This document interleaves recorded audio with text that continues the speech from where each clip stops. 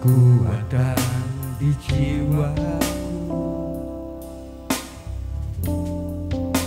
ketenangan batinku,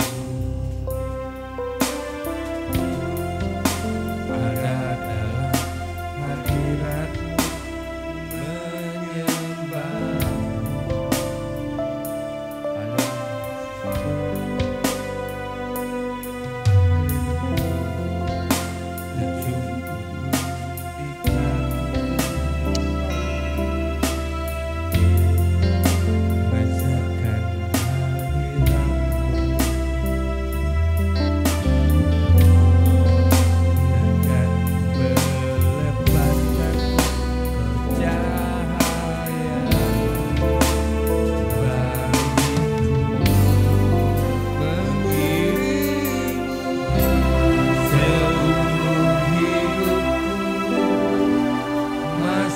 Dalam rencanamu Bapa, pikiranku, kehendakku,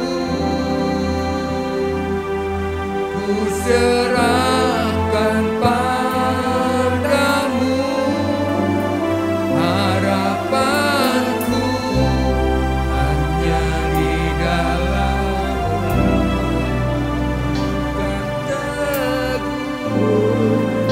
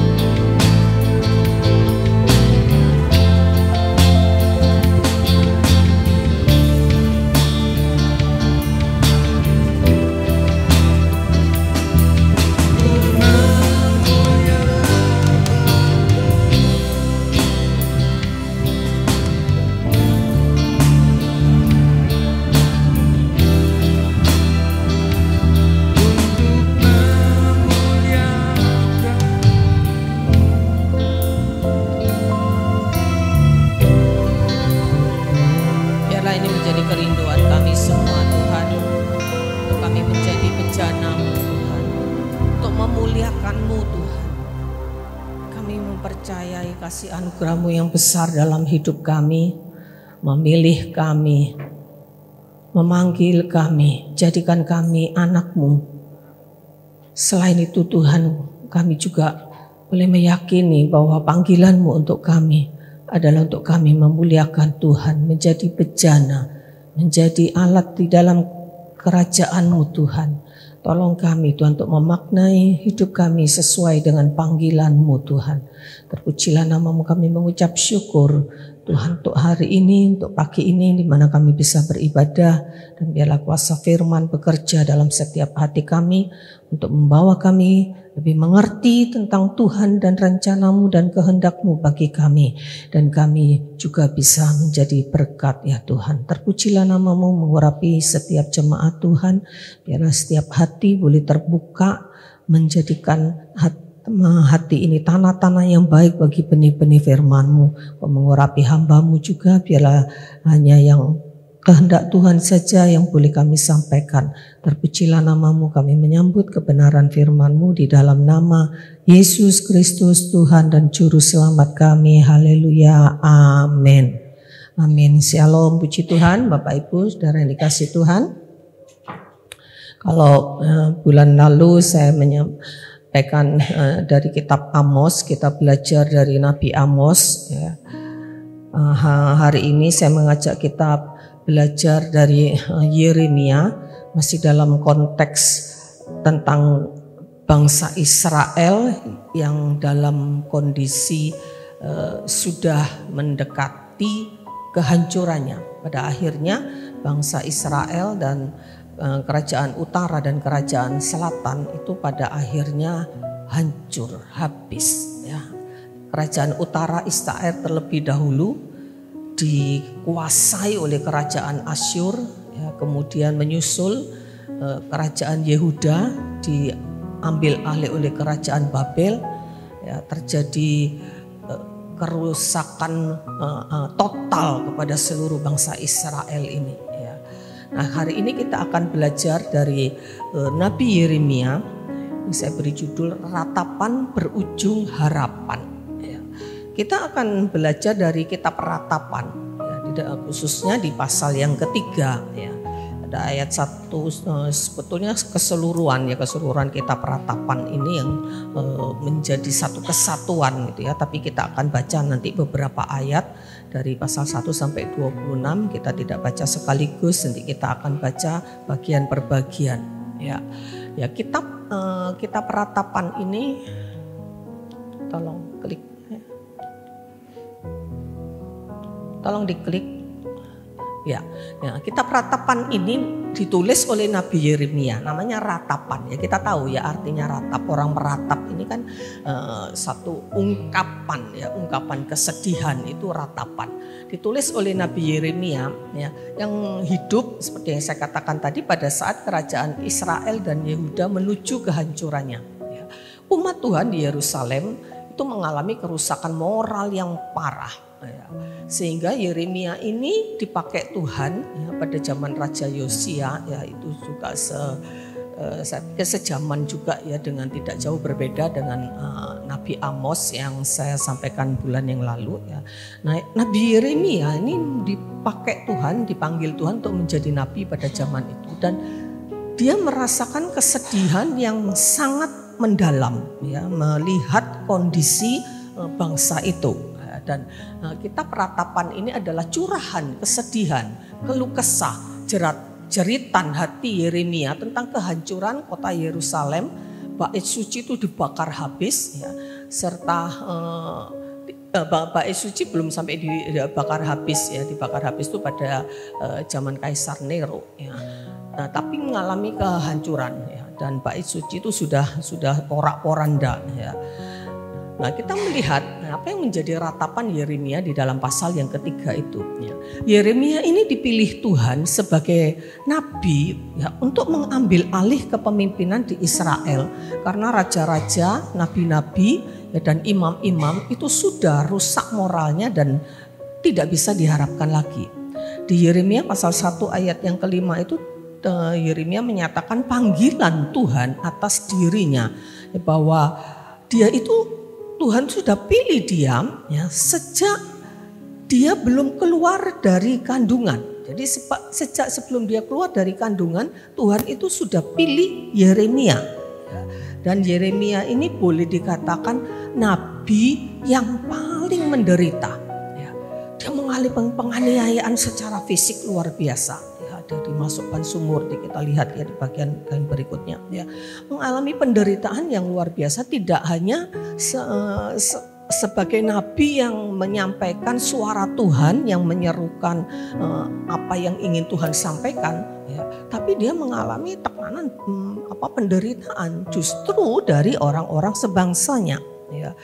Dan dia merasakan kesedihan itu yang sangat mendalam melihat apa yang terjadi atas bangsanya, sampai dia merasakan serasa Tuhan itu mengurung dia dengan tembok-tembok ya di tempat yang gelap ya, dan bagaimana dia mengalami juga seperti Tuhan itu memanah dia, seperti dia itu diberi minum ipuh ya. Ipuh ini sejenis tanaman atau dari tumbuh-tumbuhan yang sangat pahit ya, dan dia seperti makan kerikil, katakan dia dilempar hidup-hidup di dalam lubang ya, dan dilempari dengan batu, dan dia sampai sempat mengutuki hari kelahirannya. Dia mengatakan ya di dalam Yeremia pasal yang ke-15 ayat 10 dia mengatakan, tidak usah kita baca ya, celakalah aku ya ibuku ya, bahwa aku dilahirkan. Mengalami penderitaan yang luar biasa ya. Kalau dia mengatakan dia seperti dilempar hidup-hidup dalam lubang dan dilempari batu, itu tidak hanya bahasa kiasan, tetapi dia mengalami tekanan-tekanan itu, yang mengalami tekanan yang luar biasa ya dari bangsanya sendiri, karena bangsa Israel tidak mau mendengar atau mereka tidak suka mendengar berita-berita yang disampaikan Yeremia yang justru berbicara tentang penghukuman. Nah, dan dia ketika harus menyampaikan teguran-teguran itulah ya, dia mengalami penderitaan yang luar biasa ya. Dan kita akan membaca beberapa ayat ya, tercantum di situ ada ratapan itu pasal 3 ya, ayat 1, 2, dan saya ngajak kita membaca bergantian ya. Saya baca di ayat yang ke-1 dan ayat berikutnya sesuai yang ditayangkan ya. Ratapan pasal 3 ayat yang ke-1, nanti Bapak Ibu baca bersama-sama di ayat yang kedua ya. Akulah orang yang melihat sengsara disebabkan cambuk murkanya. Ayat yang kedua, menghalau dan membawa aku ke dalam kegelapan yang tidak ada terang. Sesungguhnya aku dipukulnya berulang-ulang dan dengan tangannya sepanjang hari. Ayat 4. Ia mendirikan tembok sekelilingku dan mengelilingi aku dengan kesedihan dan kesusahan. Ayat 6.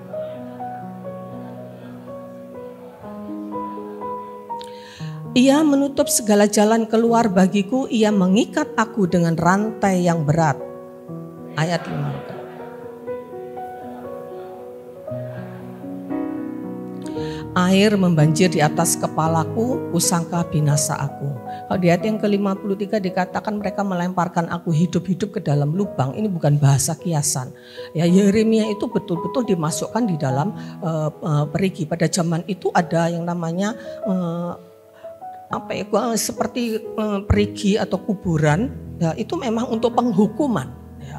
Jadi dimasukkan di situ dalam, tentu tidak bisa berbaring, dalam kondisi berdiri ya, dan itu dibiarkan terus di situ ya. Mungkin makan dikasih, ada yang tidak dikasih makan, dibiarkan di situ, dia harus berdiri di situ dan dalam waktu bukan cuma 1-2 jam, bisa berhari-hari ya. Yeremia mengalami itu, dia dimasukkan di dalam perigi, kemudian untungnya ada seorang Ethiopia yang bernama Ebed-Melek ya, yang kemudian memohon kepada rajanya pada saat itu Raja Sedekia ya. Raja Sedekia ini memang raja yang dipilih oleh Raja Babel untuk tinggal memerintah di situ, tapi Raja Sedekia ini bukan raja yang baik, raja yang sangat labil, pelin-pelan ya. Begitu dinasehati Yeremia, dia ikut, tetapi begitu mendapat masukan dari Babel harus begini-begini dia mengikut. Ya. Raja Sedekia juga yang mengizinkan Yeremia itu untuk dimasukkan ke dalam perigi itu. Dan ketika dia berseru-seru, kemudian ada seorang yang bernama Ebed-Melek, orang Ethiopia itu, yang dia melapor kepada Sedekia, ya, dan akhirnya Yeremia dikeluarkan dari situ. Ya. Jadi Yeremia itu mengalami satu penderitaan. Boleh dikatakan ini nabi yang paling menderita, ya, menderita. Nah, secara batin juga, ya, juga secara fisik. Ya.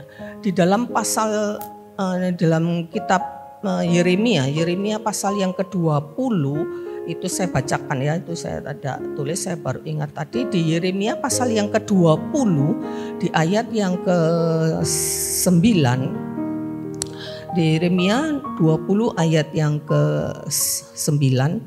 Tetapi apabila aku berpikir, aku tidak mau mengingat dia dan tidak mau mengucapkan firman lagi demi namanya, maka dalam hatiku ada sesuatu seperti api yang menyala-nyala terkurung dalam tulang-tulangku. Aku berlelah-lelah untuk menahannya, tetapi aku tidak sanggup.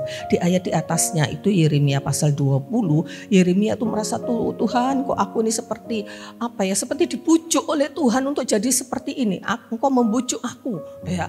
Dan dia rasanya itu putus asa. Dia mengatakan, udah, aku tidak mau lagi menyampaikan tentang firman Tuhan. Aku tidak mau lagi, Tuhan, aku tidak mau lagi mengingat tentang Engkau. Aku tidak mau lagi mengucapkan firman-Mu. Ya, tetapi Yeremia mengatakan, setiap kali aku mengucapkan itu, di dalam hatinya ini bergejolak seperti ada api yang menyala-nyala, dan dia dalam tulangnya dia berlelah-lelah untuk melenyapkan itu. Tidak mau, aku tidak mau, Tuhan, tidak mau. Tapi di dalam hatinya tuh bergejolak seperti ada api yang menyala-nyala dan dia tidak bisa menahan itu. Ya, sampai akhirnya ya dia menyampaikan lagi, dia merelakan dirinya, ya, untuk mengatakan, dia, aku dipujuk oleh Tuhan. Ya, ini itu dalam arti kiasan gitu ya, bahwa sepertinya dia ini terperangkap ya di dalam di dalam rancangan Tuhan, di dalam kehendak Tuhan yang seperti itu, yang dia sampai merasanya meronta-ronta. Ya, tapi setiap kali dia mau menolak itu, untuk udah berhenti dan tidak jadi nabi, tidak mau menyampaikan lagi firman Tuhan, dia merasa seperti ada api yang membakar tulang-tulangnya. Dia katakan, aku berusaha menghilangkannya tetapi tidak bisa. Itulah penderitaan yang dialami oleh Yeremia sehingga sampai dia menulis kitab ratapan itu. Kalau Bapak Ibu baca di dalam sepanjang kitab ratapan itu ada banyak ratapan hal-hal yang disampaikan oleh Yeremia. Ya, dan kita kemudian melihat akhirnya betul-betul Israel mengalami kehancuran. Ya. Ada ayat-ayat yang saya cantumkan di sini, tidak kita baca semua ya untuk menyingkat waktu ya. Katakan emas itu sudah berubah menjadi tembaga tanah. Dosa dan kekejaman yang melebihi keganasan serigala, melebihi dosa Sodom. Ya, Sodom Gomora itu sudah dosanya mencapai puncaknya ya, sampai Tuhan membakar kota Sodom dan Gomora. Ya, tapi Yeremia menyatakan di sini bahwa Israel, kejahatan Israel itu melebihi dosa Sodom. Ya, pemimpin-pemimpin, nabi-nabi, imam-imam itu mencurahkan darah orang yang tidak bersalah. Ya, sampai pada akhirnya terjadi hukuman dan murka Tuhan yang dijatuhkan. Bagaimana kerajaan itu mengalami hukuman Tuhan. Ya, mereka mengalami kelaparan yang hebat. Ya, sampai mereka tuh di pasal 5 ayat 6 itu dikatakan mereka minta makan sampai kepada Mesir, kepada orang-orang Mesir, kepada orang-orang Asyur. Ya, sampai mereka meminta makan. Ya, bahkan di dalam 2 raja-raja itu sampai ibu-ibu tuh tega menyembelih anak-anaknya untuk jadi makanan. Di 2 Raja-Raja 6 ayat 28 itu ada 2 ibu yang mengadu kepada raja waktu itu. Ya, karena mereka sudah berjanji, ya, hari ini ya biar anakku yang disembelih untuk dimakan, ya besok anakmu. Ya. Tapi ketika giliran besok anaknya dia mau harus disembelih untuk dimakan, ibu ini mengingkari janjinya. Ya, mereka mengadu kepada raja. Sampai raja pada saat itu dia sampai mengoyak-ngoyak bajunya, dia merasakan juga ini penderitaan yang luar biasa. Itu betul-betul fakta. Ibu-ibu tega memasak anaknya untuk dimakan. Ya, mereka sampai dibuat kelaparan, kan di kitab Amos yang saya sampaikan beberapa bulan yang lalu dituliskan juga di situ. Mereka tuh sudah sampai diberi gigi yang tidak pernah menyentuh makanan, artinya sudah tidak ada makanan. Mereka tidak juga mau bertobat. Ya, itulah hukuman Tuhan. Israel mengalami kehancuran. Ya, Yerusalem dibakar sampai menjadi puing-puing. Ya, bait suci juga hancur. Perkakas-perkakasnya itu diangkut ke Babel. Ya, dan mereka menjadi seperti bangsa yang terhina dan dipermalukan. Padahal pada zaman Daud, Salomo, kerajaan ini mencapai kejayaannya yang luar biasa. Ya, sampai tidak ada kerajaan atau raja yang sebelum dan sesudah Daud Salomo itu memang tidak ada lagi ya, raja yang sebesar dia. Memang ada andil Salomo di dalam kehancuran kerajaan Israel juga, di mana Salomo terikat kepada begitu banyak perempuan dan tidak hanya terikat dengan perempuan, tapi ikut ke dalam penyembahan perempuan-perempuan kafir. Ya, konon ya para penafsir menafsirkan bahwa Salomo pada akhirnya bertobat ya, dan dia menulis kitab Pengkhotbah sehingga dia menulis banyak tentang kesia-siaan, tentang apa yang sudah dijalaninya di dalam kehidupannya. Ya, dan itu terus setelah Salomo itu mengalami kemerosotan. Ada di kerajaan selatan itu masih ada banyak raja-raja yang takut akan Tuhan. Memang janji Tuhan, perjanjian Daud ya, perjanjian Tuhan dengan Daud bahwa takhta kerajaan Daud itu akan kokoh sebetulnya ya. Dan di kerajaan selatan itu raja-rajanya semua masih dari satu garis keturunan, dari keturunan Daud. Ya, kerajaan selatan Yehuda. Tapi kerajaan utara lebih banyak raja-rajanya yang jahat, yang tidak takut akan Tuhan. Ya, tapi pada akhirnya ya kerajaan selatan pun juga mengalami ya nasib yang sama, memang tidak separah. Ya, Asyur itu lebih jahat ya daripada kerajaan yang berkuasa setelah itu, kerajaan Babel yang menawan kerajaan Yehuda. Ya, jadi waktu di kerajaan utara yang terlebih dahulu mengalami kehancuran itu penderitaan mereka lebih besar ya, dan Nabi Yeremia dipakai tidak hanya untuk bangsa Yehuda atau kerajaan selatan, tapi juga untuk kerajaan utara. Jadi kerajaan ini sudah mengalami kehancuran. Nah, kita akan melihat ya hal yang positif tapi dari Yeremia ini, bahwa di dalam tekanan yang berat Yeremia kemudian memilih bersikap positif ya. Dari memang sudah manusiawi lah kalau Yeremia itu sampai menjerit, meratap gitu ya. Tapi dia di dalam keterpurukannya, di dalam kondisi kehancuran ya, dia membangun dirinya juga sekalipun dalam tekanan yang berat ya. Dia memilih untuk tidak terpuruk dan terus menerus meratapi kondisi yang terjadi. Nah, kita lihat bagaimana Yeremia ini kemudian mengalami satu pemulihan ya. Dia mengajak bangsa Israel ya untuk memeriksa diri ya, untuk bertobat. Ya, di dalam pasal yang ketiga ayat yang ke-40 dikatakan, mari kita menyelidiki dan memeriksa hidup kita ya, dan berpaling kepada Tuhan. Mari kita mengangkat hati ya, dan tangan kita kepada Allah di surga. Artinya Yeremia mengajak bertobat, memohon belas kasihan dan kemurahan Tuhan. Ya, bagaimana kemudian Yeremia merenungkan tentang Tuhan. Dan Yeremia ini memang betul dia memahami Tuhan, mengenal Tuhan. Ya, bahwa Tuhan itu bukan Tuhan yang kejam, Tuhan yang dahsyat ya. Di pasal yang ketiga ayat yang ke-21 sampai ayat yang ke-20. Ayat yang ke-21 sampai ayat yang ke-26 kita baca bergantian lagi ya ayat-ayat ini yang seperti yang tertulis di situ. Di ayat yang ke-21 saya baca, nanti Bapak Ibu baca bagian berikutnya. Tetapi hal-hal inilah yang ku perhatikan dan oleh sebab itu aku akan berharap. Ayat 22, tidak berkesudahan kasih setia Tuhan, tidak habis-habisnya rahmat-Nya, selalu baru setiap pagi, besar kesetiaannya. Tuhan adalah baik bagi orang yang berharap kepadanya, bagi jiwa yang mencari Dia. Yeremia memahami betul akhirnya tentang Tuhan. Dia mengatakan bahwa tidak berkesudahan kasih setia Tuhan. Ya, selalu baru setiap hari. Tuhan itu baik ya, bagi orang yang berharap kepadanya. Adalah baik, tapi untuk menanti-nanti dengan diam pertolongan Tuhan. Di ayat-ayat selanjutnya, di ayat 31 dan sampai 33 dikatakan Tuhan itu sebetulnya tidak suka menghukum, ya, tidak suka menindas, tidak dengan rela hati. Artinya Tuhan itu tidak semena-mena, ya, dia menghukum.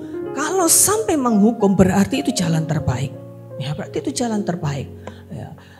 Dan Tuhan itu tidak akan membiarkan ketidakadilan. Ya, Tuhan itu berkuasa, berdaulat atas segala sesuatu. Ini yang dipahami oleh Yeremia, sehingga pada akhirnya ratapan Yeremia itu berujung kepada pengharapan. Dia mengatakan tadi di ayat 21 yang kita baca bahwa hal inilah yang kuperhatikan, oleh sebab itu aku akan berharap. Karena kasih Tuhan itu ternyata tidak berkesudahan. Ya. Dan sampai hari ini kasih Tuhan itu tidak berkesudahan. Amin. Ya. Dan di ayat yang ke-57 sampai ayat yang ke-56. Jadi Yeremia menuliskan bahwa kemudian Tuhan itu menjawab, berbicara kepada Yeremia, jangan takut. Ya, jangan takut. Ya, dan Tuhan membela Yeremia. Ya, Tuhan memberikan kekuatan kepada Yeremia. Mari jangan takut. Ya, dan Tuhan menolong bagaimana Yeremia mampu menyelesaikan tugas yang Tuhan berikan kepadanya. Ya, inilah yang kita pelajari. Mari kita belajar dari Yeremia ini untuk menjadikan segala-galanya Tuhan di dalam hidupnya. Ya, bagaimana Yeremia mengatakan di dalam ayat yang ke-24, Tuhan itu menjadi bagianku, ya, bagianku selama-lamanya. Ya, Pemazmur di dalam Mazmur 73 ayat 26 itu Mazmur Asaf itu juga mengatakan, sekalipun dagingku dan hatiku habis lenyap. Ada pujiannya, ya, sekalipun hatiku dan dagingku habis lenyap, gunung batuku dan bagiannya ialah Allah selama-lamanya. Ya, bagaimana Yeremia itu menjadikan Tuhan itu segala-galanya dalam hidupnya. Jadi apapun, sekalipun dia sempat berteriak, Tuhan, sudah Tuhan, berhenti Tuhan, saya tidak mau ngomong lagi Tuhan. Ya, tapi bagaimana kemudian dia merasakan dia tidak bisa lepas dari rencana Tuhan. Karena Tuhan sudah berbicara bahwa sejak sebelum engkau keluar dari kandungan ibumu, engkau sudah dipilih. Dan itu menjadi bagian hidup Yeremia. Dan mari ini menjadi bagian kita juga. Mari kita menjadikan Tuhan itu segala-galanya dalam hidup kita. Ya. Memang tidak gampang. Seperti pemazmur tadi, Mazmur 73 ayat 26 mengatakan, Papa, sekalipun hatiku, dagingku habis lenyap. Kita kadang kehilangan harta atau mengalami kerugian sedikit, kita sudah rasanya kiamat dunia ini. Jadi Bapak Ibu Saudara dikasih Tuhan, mari kita belajar betul-betul menjadikan Tuhan itu segala-galanya. Seperti yang saya sampaikan beberapa bulan yang lalu, hati kita ini seringkali tidak menjadi di dalam hati kita ini tidak hanya Tuhan. Ada terlalu banyak hal yang bisa menjadi berhala di dalam hati kita.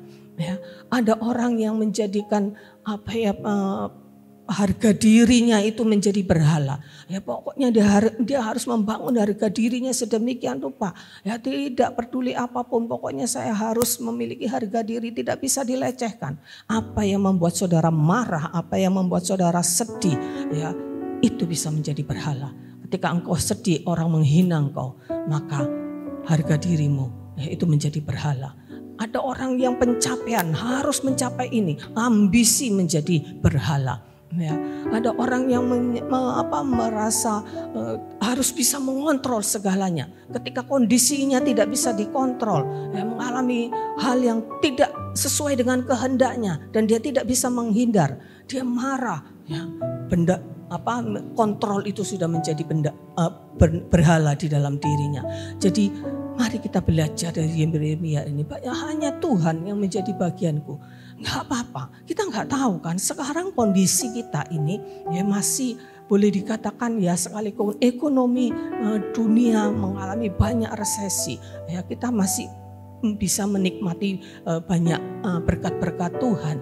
Tapi kan kita tidak tahu, kita tidak bisa mengatakan, wah ya Tuhan itu dahsyat. Ya kita pasti ya tidak akan mengalami masalah, tidak akan mengalami kerugian. Ya Tuhan itu dahsyat. Ya, tetapi kita tidak bisa mengendalikan Tuhan dengan keinginan kita. Ya. Wah kalau saya berbuat baik, Tuhan pasti berbuat baik. Tuhan itu Allah yang independen. Ya, dia tidak terikat dengan apapun. Bahkan hukum tabur tuai pun, sekalipun ada ayat mengatakan apa yang ditabur orang itu akan dituainya. Tapi Tuhan tidak terikat dengan hukum tabur tuai. Loh Tuhan, saya ini sudah berbuat baik, sudah melakukan ini itu, kenapa saya mengalami masalah ini? Ya, kok saya menabur baik, kok saya menuai ini? Tuhan bisa izinkan itu terjadi. Ya, ada banyak hal yang kita tidak bisa kendalikan. Kita tidak bisa mengendalikan Tuhan kecuali kita mengizinkan Dia mengendalikan hidup kita. Maka Dia akan mengatur hidup kita sebaik mungkin. Bukan berarti tidak ada masalah, bukan berarti kita tidak akan pernah sakit, bukan berarti kita tidak akan mengalami sesuatu hal yang tidak mengenakan. Tidak, tapi kalau itu bagian dari rancangan Tuhan, ya itu adalah yang terbaik untuk kita. Ya. Pengabdian total kepada Tuhan dan bangsanya, kerelaan untuk berkorban. Tidak ada kepentingan pribadi sedikit pun ya dari Yeremia. Semuanya demi melakukan kehendak Tuhan dan demi bangsanya. Itu yang dilakukan oleh Yeremia. Ya, dia mempersembahkan hidupnya sepenuhnya ya, untuk dipakai oleh Tuhan. Nah, bagaimana dengan kita? Ya, nah ini yang menjadi sebetulnya yang menjadi poin penting dari apa yang ingin saya sampaikan pada pagi hari ini. Bahwa mari kita memiliki kepercayaan dan pengharapan yang besar kepada Tuhan. Ya, untuk kita menjadi orang yang kuat bertahan. Ya, mungkin saat ini kita menghadapi persoalan masalah, tapi saya yakin tidak ada bahkan sampai mungkin di akhir-akhir zaman ini tidak akan ada lagi Nabi Yeremia yang lain ya. Tetapi mungkin kita mengalami masalah juga. Ada orang yang menghadapi persoalan sudah merasa tidak kuat. Mari kita percaya bahwa kasih Tuhan itu tidak pernah berkesudahan. Selalu punya harapan, tapi kita harus menanti-nantikan Tuhan. Nah ini yang seringkali kita tidak lakukan ya. Kita mau pertolongan Tuhan itu ya instan gitu. Tidak. Ya berbahagialah kata Tuhan. Ya Tuhan tuh menolong orang yang menanti-nantikan. Kata menanti-nantikan ini kan berbicara juga soal durasi waktu. Ya, menanti-nantikan. Orang yang menunggu-nunggu ini kan namanya butuh waktu. Kalau tidak ada durasi waktu yang lama ya artinya bukan menunggu. Ya. Nah bagi Yeremia akhirnya penghukuman dan malapetaka dan akhir segala-galanya itu berupa pembelajaran dari Tuhan untuk perbaikan. Ya. Kita punya harapan ya, pada saatnya. Nah, kalau saat ini Bapak Ibu Saudara mengalami pergumulan apapun ya, jangan lupa nantikan Tuhan. Nantikan Tuhan ini bukan hanya ya sudah mengikuti waktu yang berjalan, tidak hanya mengizinkan waktu berjalan, tapi menanti-nantikan duduk diam di bawah kaki Tuhan. Ya. Dalam Yesaya dikatakan orang yang menanti-nantikan Tuhan, dia mendapat kekuatan baru. Ya. Ada supply power yang baru dari Tuhan. Saudara jangan pikir, wah kondisi ekonomi baik-baik, dah kekurangan, bahkan berkelebihan, bahkan berkelimpahan mungkin. Ya, jangan berpikir bahwa itu kondisi nyaman-nyaman buat kita. Tidak, ya ada saat-saat nanti Tuhan izinkan ya orang yang mengandalkan apa yang dimilikinya, kemampuannya, kepintarannya, kekayaannya, ya, dan itu akhirnya menjadi sesuatu yang menggantikan posisi Tuhan di hati Tuhan. Bisa Tuhan habiskan, ya. Bisa Tuhan buang semua itu. Ya. Dan kalau itu Tuhan lakukan, karena itu yang terbaik. Supaya kita menjadikan Tuhan segala-galanya dalam hidup kita. Karena itu jangan pernah menjadikan apapun itu ya menjadi berhala di dalam hati kita. Biarlah hanya Tuhan yang menjadi bagian kita. Ya, jangan berpikir ya semuanya baik-baik saja. Ya, orang yang berpikir semua baik-baik saja, dia tidak akan merasa butuh Tuhan. Bahkan Tuhan akan menjadi yang nomor sekian di dalam hidupnya. Ya, kalau sudah kepepet, kalau sudah mentok, sudah tidak ada jalan, baru cari Tuhan. Ya, kalau ada waktu ya beribadah. Ya, kalau masih ada hal lain yang lebih menyenangkan, lebih pilih itu. Ya, saya sampaikan 2 bulan yang lalu, sebulan yang lalu juga tentang Sabat. Bagaimana Sabat itu menjadi penting, karena itu Tuhan menetapkan itu menjadi hukum yang pertama, hukum yang terutama juga di dalam Tuhan, di dalam perintah Tuhan. Beristirahat di dalam Tuhan, di dalam hadirat Tuhan, membangun keintiman dengan Tuhan, itu yang menjadi kekuatan kita. Ya, Yeremia di tengah-tengah ketidakmampuannya, dia menanti-nantikan Tuhan. Ya, karena itu dia mengatakan ya, tidak berkesudahan kasih setia Tuhan selalu baru setiap pagi. Karena setiap hari dia menanti-nantikan Tuhan. Jadi setiap hari itulah dia mengalami Tuhan. Ya, setiap hari ya, selalu baru setiap pagi. Ya, artinya dia mengalami Tuhan terus setiap hari di dalam hidupnya. Ya, sehingga dia mendapatkan kekuatan yang luar biasa. Penderitaan Yeremia ini sungguh sangat dahsyat. Ya, tapi dia mendapatkan kekuatan itu sampai dia mengatakan, Tuhan Engkau bagianku. Tidak berkesudahan kasih setiamu selalu baru setiap hari. Itu memiliki kepercayaan seperti Yeremia ya, dan memiliki pengabdian total kepada Tuhan dan kepada bangsa. Nah, ini yang menjadi poin penting saya juga di dalam kebenaran firman Tuhan pada pagi hari ini. Ya, seperti Yeremia, tidak ada kepentingan pribadi sedikit pun, semuanya demi melakukan perintah Tuhan, demi bangsanya, sesuai dengan panggilan Tuhan atas dia. Dia dipanggil oleh Tuhan untuk menjadi nabi bagi bangsa-bangsa. Nah, ini menjadi poin penting. Seringkali kita lupa dengan bangsa kita. Seringkali kita lupa dengan kondisi di negeri kita. Kita asik dengan diri kita, kita sibuk dengan diri kita, dengan keluarga kita. Kita lupa dengan bangsa negara kita. Ingat bahwa kita ini dipanggil. Ya, Tuhan itu juga punya kehendak dan rencana bagi setiap kita sebagai warga negara Indonesia, bukan hanya berdiam dan menikmati segala kekayaan alam di Indonesia. Ya, wah, Indonesia di dunia pariwisata setelah pandemi ini malah makin marak. Ya, tempat rekreasi dibangun di mana-mana. Ya, di Batu tuh katanya sekarang, waduh, udah berbagai-bagai macam. Ya, saya ini jarang, bahkan boleh dikatakan ya enggak pernah jalan-jalan, rekreasi ya. Ya, memang juga enggak dari segi waktu juga ya, punya suami juga yang senangnya lebih senang di rumah daripada pergi. Ya, orang-orang rumahan kok disebut pergi ke rumah, pokoknya di rumah ya betah ya. Ini dalam minggu depan ini saya harus mengikuti fellowship nasional di Bandung. Itu waktunya cukup lama ya, dari hari Senin sampai hari Minggu lagi saya baru pulang. Saya mikir gimana nih ya, kebetulan Nike juga tanggal 20 tuh ada retreat. Saya mikirin gimana dia sendirian. Tenang, aku tuh lebih bisa menikmati sendiri, enggak apa-apa katanya. Ya, dunia bisa menawarkan banyak hal gitu loh. Ya, ada banyak orang yang terobsesi dengan itu. Rasanya kalau enggak jalan-jalan itu rasanya kayak ada sesuatu yang kurang. Ya, ingat ya, berhala itu ya bukan cuma patung-patung, bukan cuma sesuatu yang disembah. Kesenangan kita juga bisa jadi berhala dalam hidup kita. Jadikan Tuhan segala-galanya. Nomor 1 Tuhan. Ya, doa nomor 1, ya, dekat dengan Tuhan itu harus nomor 1. Ibadah itu harus yang terutama dalam hidup kita. Ya, Minggu harus beribadah. Ya, ini kesempatan di mana kita bersama-sama saudara seiman untuk menaikkan pujian syukur di dalam imamat tuh. Ketika Tuhan melihat persembahan dari bangsa Israel, itu dia seperti menghirup bau yang harum di dalam kitab imamat. Bagaimana kita bisa menyenangkan Tuhan, Bapak Ibu Saudara yang kasih Tuhan, kecuali kita bisa mempersembahkan sesuatu yang dinilai dia seperti berbau harum.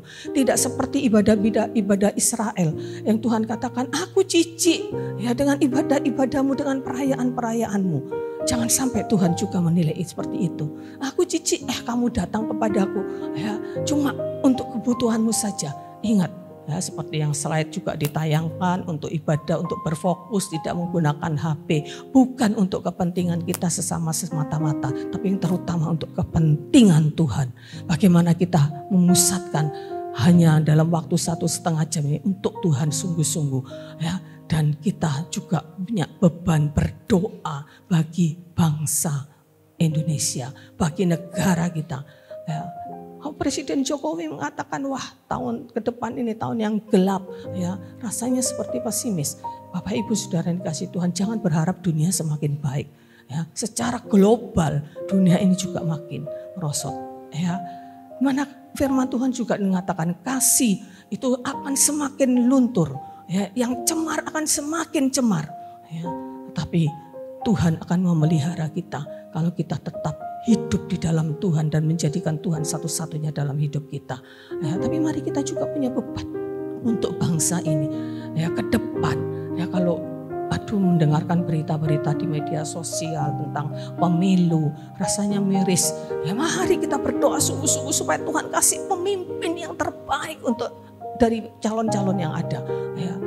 Sepertinya mungkin nggak ada lagi yang seperti Jokowi. Saya berpikir ini presiden kita yang luar biasa. Ya. Sampai ada yang mempertahankan untuk 3 periode, tapi ya aturan tidak bisa. Ya. Mari kita berdoa. Ya. Paling tidak ya, yang nasionalis, ya, yang nasionalis. Jangan yang masuk di dalam kelompok-kelompok yang istilahnya kelompok kadrun, ya. Yang bisa memasukkan radikalisme yang memecah belah negeri ini. Doa kita berpuasa kalau kita mau sungguh-sungguh. Mari berdoa. Jangan hanya berdoa pagi, berdoa untuk pekerjaan, untuk perlindungan Tuhan. Berdoa bagi bangsa negeri ini. Ya, kita bisa mengendalikan bangsa negeri ini dengan doa kita. Kita tidak bisa berbuat banyak. Tuhan juga tidak akan pakai kita seperti Nabi Yeremia. Ya, tidak akan ada lagi Yeremia di masa sekarang, dan kita juga tidak dipanggil untuk tugas-tugas yang berat seperti itu. Ya, tetapi doa itu kadang menjadi tugas berat bagi kita. Ya, belum dipakai seperti Yeremia. Berdoa itu seperti tugas yang berat. Ya, doa 5 menit, 10 menit, 15 menit rasanya sudah tidak tahan. Mari Bapak Ibu menjadi garam dan terang itu melekat pada kehidupan setiap orang percaya. Ya, jangan cuma kita hidup bagi diri sendiri. Ya, kamu garam dan terang itu melekat bagi setiap orang percaya. Ya, taat kepada pemerintah, berdoa bagi bangsa, negara, bagi pemimpin-pemimpin bangsa. 1 Timotius, saya bacakan ayat ini, 1 Timotius 2 ayat 1 dan 2, tidak tertulis memang di situ, saya akan bacakan. 1 Timotius pasal yang kedua ayat yang ke-1 dan 2. Pertama-tama aku menasehatkan, naikkanlah permohonan dan syafaat dan ucapan syukur untuk semua orang. Bapak Ibu sudah berdoa untuk semua orang, untuk keluarga aja, ya. Pernah doakan saya enggak ya? Kami ini butuh didoakan, kadang-kadang ada banyak hal, ya. Ini jemaat yang belum sampai ribuan gitu, tapi kan ada masing-masing orang tuh punya beban, punya masalah. Ya, pernah berdoa buat Bapak Ibu gembalanya, ya mohon didoakan Bapak Ibu. Ya, kami sangat butuh dukungan doa Bapak Ibu. Ya, kemudian ayat 2, untuk raja-raja, untuk semua pembesar, agar kita dapat hidup tenang dan tentram dalam segala kesalehan dan kehormatan. Berdoa untuk pemerintahan negeri kita, untuk daerah di mana kita berdiam. Ya, kita bersyukur ya, termasuk Kabupaten Probolinggo ini termasuk daerah yang tidak rawan bencana. Ya, paling banjir tapi tidak sampai banjir bandang ya. Gempa bumi juga ya paling terasa goyangan-goyangan dikit ya. Tidak mengalami seperti daerah-daerah seperti di Palu kemarin terjadi luar biasa ya, badai angin ribut ya, tidak sampai seperti itu ya, kita bersyukuri, tapi bukan berarti kita boleh tenang-tenang saja. Ada banyak saudara-saudara kita yang juga di daerah-daerah rawan bencana yang mengalami bencana seperti itu. Mari kita berdoa tidak untuk diri kita sendiri. Mari kita menjadikan hidup kita ini berguna. Hidup kita ini baru berarti kalau memberi arti bagi orang lain, Bapak Ibu. Ya, tidak berarti kalau kita kaya-kaya sendiri, kita terkenal sendiri, kita pintar-pintar sendiri. Di hadapan Tuhan tidak ada artinya. Talenta yang Tuhan bagikan pada setiap orang itu pada satu saat diminta pertanggungjawabannya. Perumpamaan talenta, dikasih 5, Tuhan minta pertanggungan jawabnya. Ya, kembali 5, engkau hambaku yang baik dan setia. Yang dikasih 2, kembali 2, engkau hambaku yang baik dan setia. Dikasih 1, tidak dilakukan apa-apa, engkau jahat, kata Tuhan. Jadi kalau kita tidak mengembangkan talenta untuk apa? Untuk kemuliaan Tuhan, bukan untuk diri kita sendiri, Bapak Ibu. Ya, mari kita membangun. Saya lagi berpikir bagaimana gereja kita ini bisa bergerak di bidang misi. Ya, untuk kita bisa menjangkau banyak jiwa ya di daerah ini. Saya rasanya ada beban itu bagaimana kita melakukan penginjilan ya. Bagaimana kita butuh menopang ya daerah-daerah yang terpencil juga ya. Mari Bapak Ibu, kita berguna bagi orang lain ya. Kita tidak dipanggil menderita sampai seperti Yeremia, tidak. Ya, tapi Tuhan juga punya rencana untuk kita. Panggilan untuk menjadi garam dan terang itu melekat dalam diri kita. Melekat. Kalau setiap orang percaya, Tuhan katakan kamu garam dan terang. Tidak pilih-pilih, tidak hanya hamba-hamba Tuhan, pendeta-pendeta. Tidak. Ya, Tuhan Yesus jelas mengatakan kamu, setiap orang yang percaya, kamu juga harus seperti kota yang terletak di atas gunung, ya, di mana orang akan melihat di situ dan bisa memuliakan Tuhan. Ya, bagaimana dengan kehidupan kita? Ya, bagaimana kita berdampak? Bapak Ibu yang punya usaha, punya karyawan, bagaimana kita berdampak? Apakah kita sekedar memberi mereka pekerjaan dan memberi gaji yang cukup? Ya, bagaimana kita bisa berdampak untuk mereka bisa melihat Tuhan dalam hidup kita. Bagaimana kita bisa memberikan kesaksian tentang Yesus Kristus. Ya, tidak lewat khotbah mungkin, tapi lewat perilaku hidup kita, lewat kata-kata kita. Kita bisa menjadi berkat. Mereka bisa melihat Kristus di dalam kehidupan kita. Ya, mari Bapak Ibu Saudara yang dikasihi Tuhan. Ini poin penting dari apa yang saya sampaikan pada pagi hari ini ya, tentang ratapan Yeremia berubah menjadi harapan. Itu adalah penting untuk bagaimana kita berteladan kepada Nabi Yeremia. Ya, mungkin Bapak Ibu sekarang juga punya masalah, ya, punya pergumulan yang berat. Ada yang mungkin sakit, ada yang pergumulan dalam masalah ekonomi. Mungkin mari berseru kepada Tuhan. Ya, Tuhan itu Tuhan yang selalu mendengar setiap seruan. Orang yang menanti-nantikan Tuhan ya, tidak akan pernah mengalami kekecewaan. Dia akan mengalami kekuatan baru. Dia akan berjalan tidak menjadi lesu. Ya, dia akan berlari dan tidak menjadi lelah. Ini orang yang menanti-nantikan Tuhan. Bukan karena masalahnya diselesaikan, tapi karena kekuatan yang Tuhan tambahkan. Jadi Bapak Ibu yang saudara yang dikasihi Tuhan, mari ya, kita memberikan hidup kita ini berarti. Bapak Ibu yang diberkati Tuhan ya, dengan materi, dengan apa, mari berbagi ya dengan sesama kita. Ada jemaat Tuhan di tempat ini yang membutuhkan. Di sini ada bagian diakonia juga ya. Dari mana kita bisa? Kadang kita cuma bisa menolong ya. Sangat terbatas ya. Kita hanya bisa memberikan mungkin senilai 50.000, 100.000 cuman per bulannya. Ya, tapi kalau Bapak Ibu bisa memberi banyak untuk kas diakonia, ini kita bisa berbuat lebih banyak. Ya, tidak hanya untuk jemaat, tapi untuk orang-orang di sekitar kita. Bagaimana kita bisa berdampak? Ya, kita sudah lama ya tidak melakukan aksi sosial lagi ya untuk orang-orang. Memang itu sebetulnya ya masih kurang bermakna lah, karena kita hanya membagikan sembako yang mungkin habis dalam waktu beberapa hari ya. Tapi itu pun ya daripada kita tidak berbuat apa-apa. Mungkin kita bisa lebih lagi untuk kita bisa mendukung lembaga-lembaga misi, lembaga-lembaga penginjilan mungkin dengan dana yang kita punya di kas gereja kita. Sedangkan kas gereja kita setiap bulannya itu untuk mendukung sekolah ya, itu banyak minusnya ya. Ibu bisa pengen tahu keuangan gereja, silahkan terbuka, itu semua pembukanya ada di Ibu Kuat Hong ya, silahkan ya kadang-kadang surplus, kadang-kadang lebih ya, tapi kalau saya total ya lebih banyak minusnya. Ya, tapi ya puji Tuhan lah kita masih bisa mensupport sekolah itu ya, 22 juta sebulan. Dulunya kita bisa 25 juta ya, disupport gereja, di spot ini. Kalau tidak, kita tidak bisa memberikan menaikkan SPP tinggi kayak di kota-kota. Ya. Jadi Bapak Ibu siapapun itu yang sekolah di sana, yang yang berkecukupan pun, nah, jangan lupa itu ada support gereja juga loh Bapak Ibu. Ya, kecuali Bapak Ibu, oh ya sudah saya tak memberikan SPP 1 juta, 2 juta. Ya. Nah, itu sekolah, ya, misi. Saya selalu berdoa supaya sekolah itu tidak hanya jadi sekolah umum seperti biasa, supaya anak-anak itu bisa jadi milik Tuhan. Kita menangkan 1 jiwa itu susah, ya, tapi bagaimana anak-anak itu bisa ditanamkan nilai-nilai kekristenan, nilai-nilai pengenalan akan Tuhan, supaya mereka percaya Tuhan Yesus. Ya, karena banyak kan yang belum percaya Tuhan Yesus, supaya mereka jadi percaya Tuhan Yesus, jadi milik Tuhan.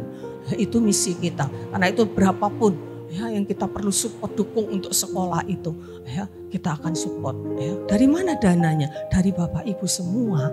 Ya. Jadi mari kita menjadikan hidup kita ini berkat bagi orang lain. Ya, kalau Bapak Ibu sendiri punya masalah, datang kepada Tuhan, berseru kepada Tuhan. Ya, serahkan seluruh hidupmu kepada Tuhan, bukan hanya persoalan. Ya, kita nyanyikan pujian ini, serahkanlah hidupmu padanya. Ya, menyerahkan hidup bukan hanya menyerahkan masalah. Ya, seringkali kita datang kepada Tuhan cuma masalah yang diserahkan Tuhan. Kalau punya masalah, serahkan sama Tuhan. Tapi hidupnya tidak diserahkan sama Tuhan. Ya, hidupnya kalau enak ya untuk diri sendiri. Tapi kalau punya masalah, ya Tuhan, kan Tuhan firman, serahkanlah khawatirmu kepadaku. Ya cuma kekhawatiran, masalah, itu tok yang diserahkan sama Tuhan. Ya, tapi Tuhan ingin penyerahan hidup kita sepenuhnya kepada Tuhan. Serahkanlah hidupmu padanya. Ya, bersama seluruh persoalanmu. Kalau hidup kita diserahkan, bahkan persoalan kita juga ikut kita serahkan kepada Tuhan. Amin, puji Tuhan.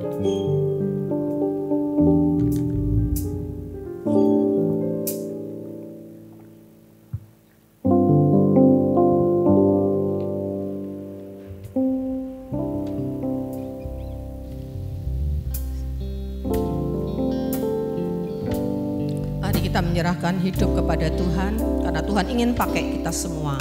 Kalau ada persoalan, serahkan juga kepada Tuhan. Maka Dia akan menolong kehidupan kita. Apapun dalam hidup kita, kita serahkan kepada Tuhan. Apa yang kita punya, kemampuan kita, talenta yang Tuhan beri, mari kita persembahkan juga kepada Tuhan.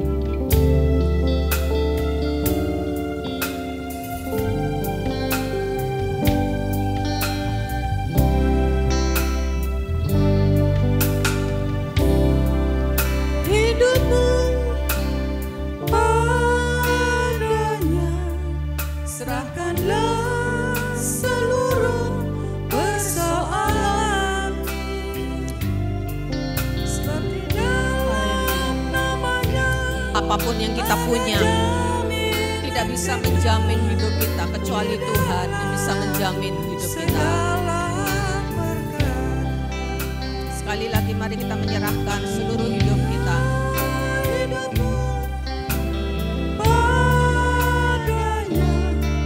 Serahkanlah seluruh persoalanmu, sebab di dalam Yesus ada jaminan atas masa depanmu yang tidak tahu apa yang akan terjadi ke depan. Berseru kepada Yesus. Berseru pada Yesus. Berseru pada Yesus. Percayalah Dia sanggup menolong. Mari berseru kepadanya. Berseru.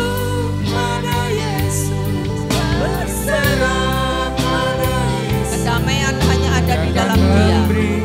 Kedamaian abadi. Mari kita menyerahkan seluruh hidup kita kepadanya. Serahkanlah hidupmu padanya. Serahkanlah seluruh persoalan. Hanya di dalam Yesus ada jaminan yang kekal. Apapun yang kita punya di dunia ini hanya sementara, tidak bisa menjamin. Tapi Yesus jaminan kekal kita. Mari kita berseru kepada Yesus. Mari kita berdiri di hadapannya. berseru kepada Tuhan. Berserah kepada Tuhan. Percayalah, Dia sanggup menolong. Mari berseru pada Yesus. Berseru pada Yesus, berserah pada Yesus. Dia akan memberi kedamaian abadi. Berseru pada Yesus, berserah pada Yesus. Percayalah, Dia sanggup menolong. Berseru pada Yesus, berserah pada Yesus. Dia akan memberi kedamaian abadi. Dia akan memberi kedamaian abadi.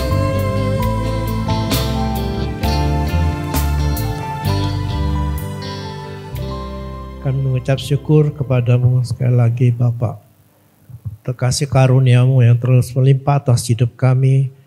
Kami boleh bersyukur pada pagi ini untuk kekuatan, kesehatan, dan berkat-berkat-Mu yang telah kami terima dalam hidup ini, dan kami boleh ada di hadapan-Mu bersama-sama yang tepat ini. Kami percaya tangan-Mu terus akan menopang kami, menolong kami. Sebabnya kami boleh menyerahkan seluruh hidup kami, keberadaan kami semua ya Tuhan. Biarlah Kau mau pakai kami menjadi kemuliaan bagi-Mu. Menyerahkan seluruh keluarga, anak-anak kami semua dalam tangan-Mu. Kau berkati kami, buatlah kami Tuhan sungguh haus akan Tuhan setiap saat. Tuhan memberkati ya Tuhan kehidupan ekonomi kami, kesehatan kami, dan apapun yang kami buat, kami percaya Kau akan menolong kami.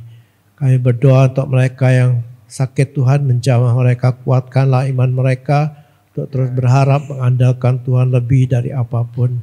Terpujilah Engkau ya Tuhan, apapun yang akan kami lakukan, kami percaya bahwa Tuhan akan memberkati kami.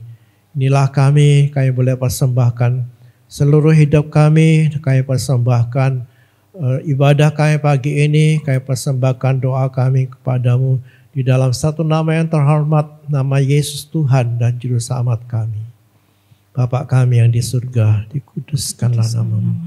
Datanglah kerajaan-Mu, jadilah kehendak-Mu di bumi seperti di surga. Berikanlah kami pada hari ini makan kami yang secukupnya.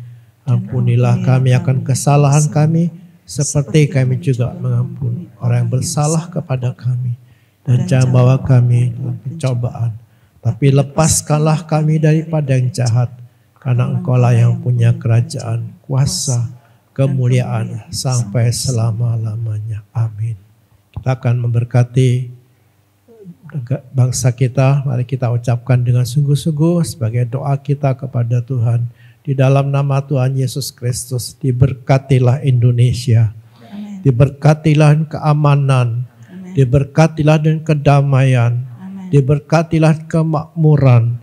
Diberkatilah kesehatan, amen. Diberkatilah presiden dan pemimpin di daerah-daerah, amen. Diberkatilah Kabupaten Probolinggo, amen. Diberkatilah orang-orang percaya di Kabupaten Probolinggo, amin.